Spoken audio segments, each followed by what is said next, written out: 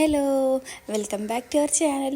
അപ്പോൾ വെറുതെ ഇരുന്നപ്പോഴാണ് നമുക്കൊരു പൂതി ഒന്ന് പാലട ഉണ്ടാക്കിയാലോ എന്ന്. അപ്പോൾ നമ്മൾ അതിന് വേണ്ടി എടുത്തത് ഈ ഒരു പാലാട്ടോ, ഏലനാടിൻ്റെ ഈ ഒരു മിൽക്കാണ്. അപ്പോൾ അതിൻ്റെ ഫാറ്റ് വന്നിട്ട് 4.5 ആട്ടോ. അപ്പോൾ എല്ലാവരും പാല് വാങ്ങിക്കുമ്പോൾ അതിൻ്റെ ഫാറ്റ് മാക്സിമം ശ്രദ്ധിക്കുക കേട്ടോ.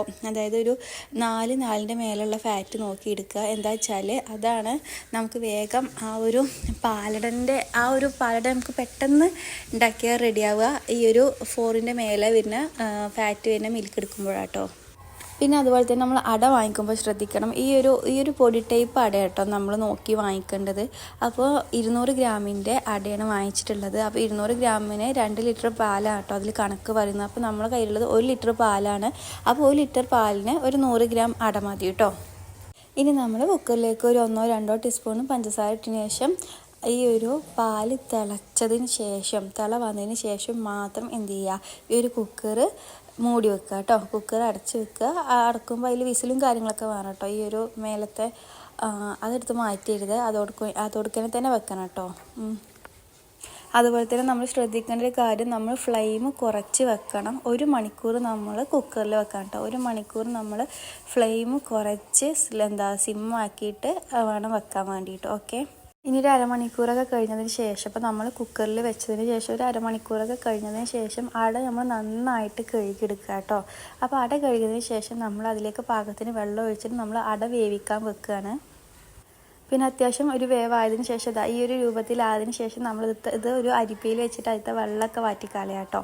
ഇനി അടുത്തത് നമ്മൾ കുക്കർ തുറന്നപ്പോൾ നമുക്ക് ഈ ഒരു പിങ്കിഷ് കളറാട്ടോ, ഈ ഒരു പിങ്ക് കളറിൽ നമുക്ക് പാല് കിട്ടും കേട്ടോ. അപ്പോൾ ആ ഒരു കുക്കർ തുറക്കുമ്പോൾ തന്നെ നമുക്ക് പാലിൻ്റെ നല്ലൊരു അടിപൊളി മണം ഉണ്ടാവും കേട്ടോ.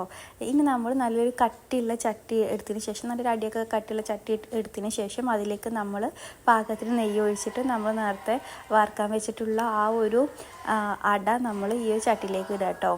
ഓക്കെ, അപ്പോൾ ഇനി നന്നായിട്ടൊന്ന് ഇളക്കി കൊടുക്കുക കേട്ടോ. അപ്പോൾ ഇങ്ങനെ ഈ ഒരു രൂപത്തിലാകും. ഇനി നമ്മൾ എന്താ ചെയ്യേണ്ടതെന്ന് വെച്ചാൽ, ഇതിലേക്ക് നമുക്ക് വേണമെന്നുണ്ടെങ്കിൽ കുറച്ച് ഇങ്ങനെ പഞ്ചസാരയൊക്കെ ചേർത്ത് കൊടുക്കുക. അല്ലാന്നുണ്ടെങ്കിൽ ഈ ഒരു കുക്കറത്തെ പാല് അത് ഇതിലേക്ക് ഒഴിച്ചിട്ട് നമ്മൾ ഇളക്കി കൊടുക്കുക കേട്ടോ. പിന്നെ നമ്മൾ നന്നായിട്ട് ഇളക്കി കൊടുക്കുക. അതിനുശേഷം ഇടയ്ക്കിടയ്ക്ക് കുറച്ച് പഞ്ചസാര എത്രത്തോളം നമുക്ക് മധുരം ആവശ്യമുണ്ട് നോക്കിയതിന് ശേഷം നമ്മൾ എന്ത് ചെയ്യുക, പിന്നെ മധുരം നമുക്ക് എത്രത്തോളം മധുരം വേണമെന്ന് വെച്ചാൽ നമ്മൾ ആ ഒരു ആവശ്യത്തിനനുസരിച്ച് നമ്മൾ മധുരം ചേർത്ത് കൊടുക്കുക കേട്ടോ. ഇനി നമ്മൾ നന്നായിട്ട് തിള വരുന്നത് വരെ നമ്മൾ ഇളക്കി കൊടുക്കുക. അതിനുശേഷം നമ്മൾ ഫ്ലെയിം ഓഫ് ചെയ്യുക. ഓക്കെ, അപ്പോൾ ഇത്രയേ ഉള്ളൂ നമ്മുടെ പാലട. അപ്പോൾ നമുക്ക് നല്ല സ്വാദിഷ്ടമായിട്ടുള്ള പാലട തന്നെ നമുക്ക് കിട്ടിയിട്ടുണ്ട് കേട്ടോ. അപ്പോൾ മറ്റ് പായസങ്ങൾ ഉണ്ടാക്കുന്ന പോലെ മിൽക്ക് മെയ്ഡോ അണ്ടിപ്പരിപ്പ് മുന്തിരി ജോവരി അങ്ങനെ ഒന്നും വേണ്ടതിന്. അപ്പോൾ ചിലവ് കുറഞ്ഞിട്ട് ഉണ്ടാക്കാൻ പറ്റുന്ന അടിപൊളി സ്വാദിഷ്ടമായിട്ടുള്ള ഒരു പായസം കൂടിയാണ് നമ്മുടെ പാലട കേട്ടോ. അപ്പോൾ സബ്സ്ക്രൈബ് ചെയ്യാൻ മറക്കല്ലേ.